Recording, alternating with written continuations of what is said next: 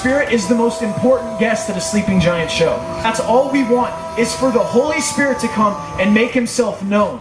How we define relationships here on earth, we can and should define our relationship with God like that. We can have encounters like that. He expects and wants you to have encounters like that. He doesn't want to be a concept to you. That's right. He wants to be your Father.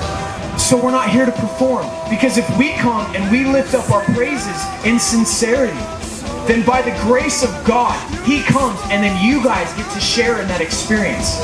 I just want you guys to get hungry for something way better than performance Christian band. We need to get a higher vision for what we're doing here.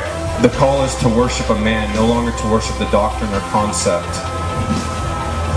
We can't worship concepts anymore. Because when we look at him, when we're actually having experiences with God and responding to God and responding to who he is, responding to his goodness, responding to his grace, to his mercy, to what Jesus did for us on the cross, when we respond to that, what that actually does is establishes his throne room or his kingdom or his authority here on earth. And I can testify to that. The safest place for the bride, you guys, to become familiar with what it's like when the Holy Spirit enters the picture is in worship. But tonight when we play, when you guys see us play, I want you to come with an expectancy that because we're lifting up praises biblically that sometimes are spontaneous, that God is establishing room for himself to hang out.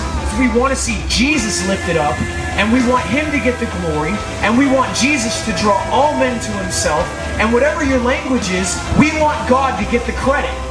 When Tommy talks about worship and having like an experience in heaven, accessing heaven, looking at him in the face, and then responding to that.